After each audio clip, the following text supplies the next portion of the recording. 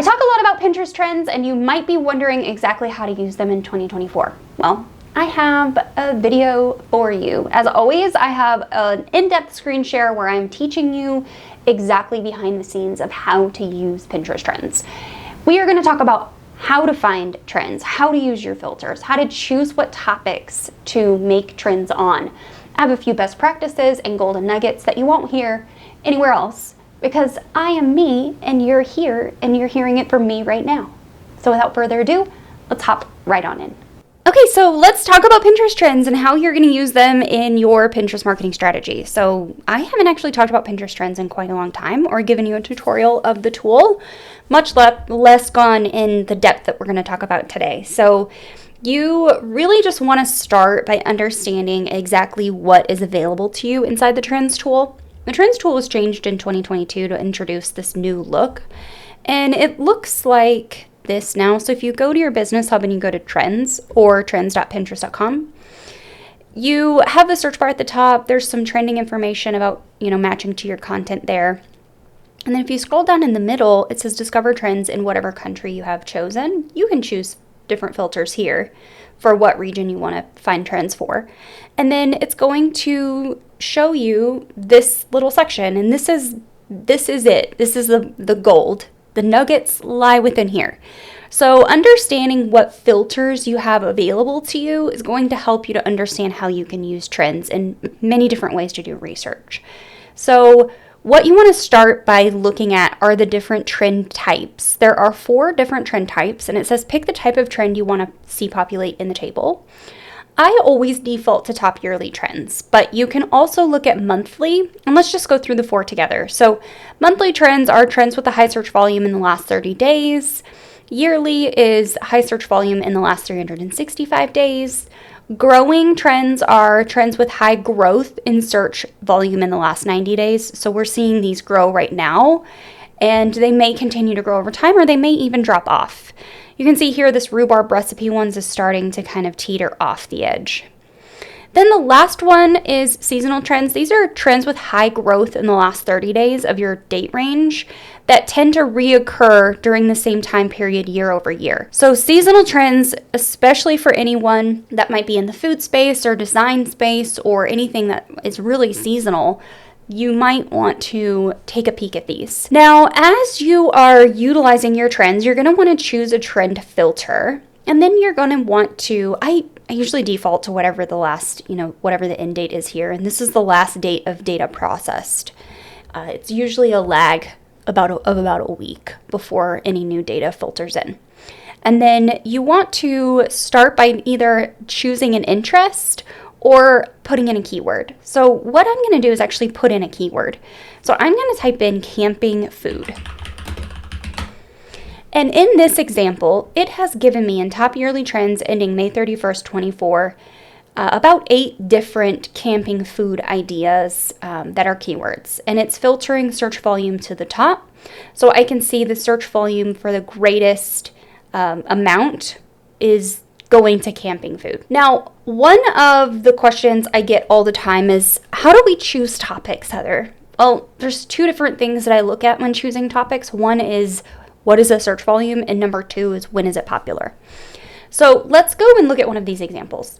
Let's look at easy camping food. So we're going to open this trend up in a new window, and you're going to get more data filters that you can look at.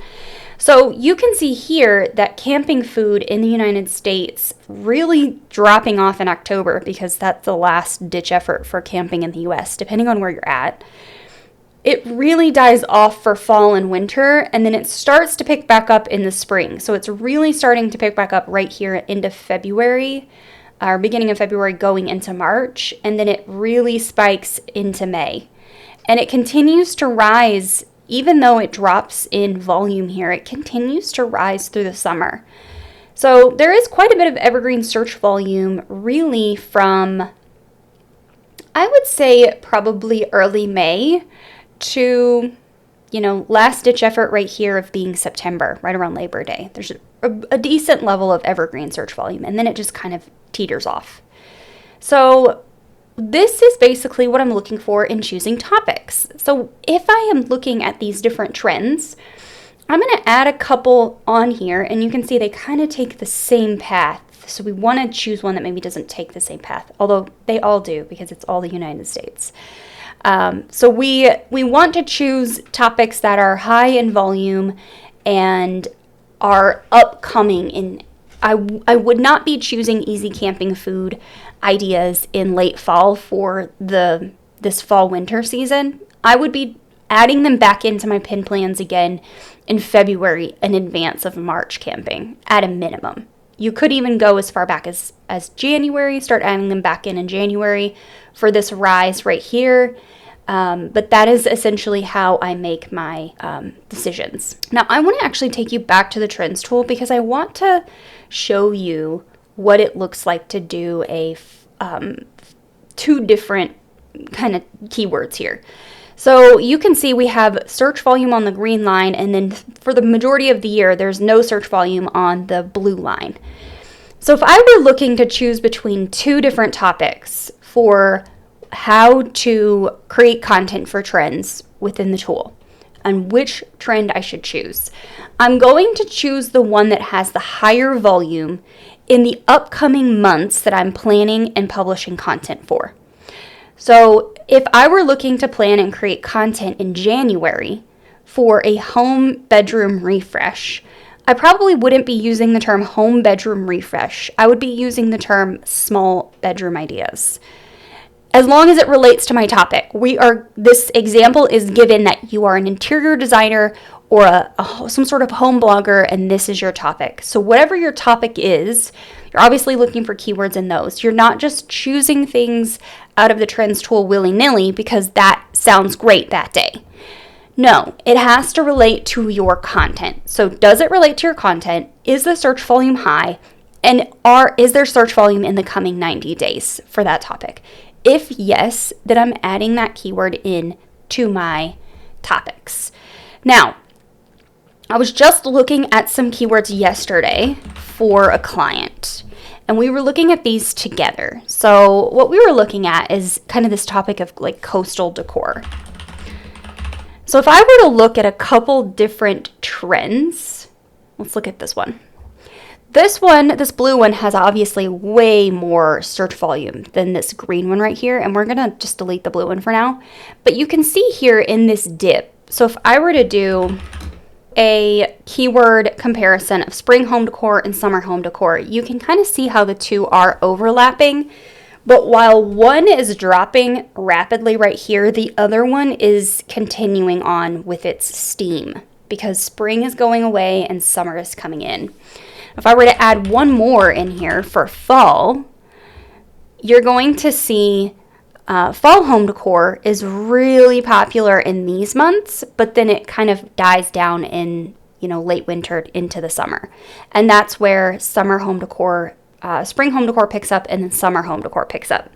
So you can kind of see the differences, and this is what I'm talking about. So if you have a blog post about transitioning home decor from one season to the next, or if you sell products in multiple different variations that could fit spring, summer, and fall, then you really want to make your focus on whatever keyword is rising in the months coming up. Prioritize those and then move through the list. Now, if we go back to the main trends tool here, you can see here search volume, weekly change, monthly change, yearly change. A lot of people are going to look at this weekly, monthly, and yearly and be like, oh, these are down. Like this one's down 40% for the week and 10% for the year, but it's up for the month. Maybe this one isn't really great for me to focus on in the coming months. A rule of thumb that I like to follow is if the search volume is above this 20 line, then it has a decent amount of evergreen search volume on the platform, and I'm going to continue to keep it in the rotation. So if you notice that your keywords are really falling during these months, then you're going to have a certain time period where you're making pins for that topic. Then you're going to switch to other topics that are high during this low point for this trend. So in this case, you would really start making pins in, if we were to back it up for campfire snacks, I would probably start in June for the March campers. Because remember, if you're looking at, especially in the US, if you're in the US, you have the southern states that are a lot warmer a lot sooner. I'm in Arizona. We can camp here all year long. So the people that are looking for these are probably in those southern regions. So you want to get ahead of what people are searching for when they're searching for it, but you also want to consider the different areas of the US and what's going on across all of them. So this could be an evergreen pin that you create pins on regularly, or it could just be pins that you start in January and you make pins until October, and then from October, November, December you take a break and you focus on other content. So again, going back to my point, if it's above 20, then we can go ahead and continue to make trends or make content for those trends because it's evergreen. There's evergreen search volume there all year long. I'd like to find one that actually I can show you that it looks like this so you can kind of see. So this has a ton of search volume all year. There's really just a slight decline throughout the year. It goes from 97 to 63. But people are looking for this all year long. So this is an evergreen search term. Even though there's a pretty sizable dip here and here, it's still decently evergreen all year long. And that's really what we care about. The last thing that I want to talk about in this is how to use your trends. Well, first of all, I want you to be focusing on how you can export and manipulate this data really easily. The main way that you can export and manipulate this data really easily is exporting it to a CSV file. And then once you put that into a CSV file, you can quickly store that information for later. So I'm going to walk you through the steps that I just took. I'm going to open a new sheet. I go to sheets.new and it opens a new sheet automatically. And then you're going to go to File, Import. Upload, make sure you toggle over to Upload, and then you're just going to drag your sheet in that you just exported from Pinterest. You're going to replace your current sheet.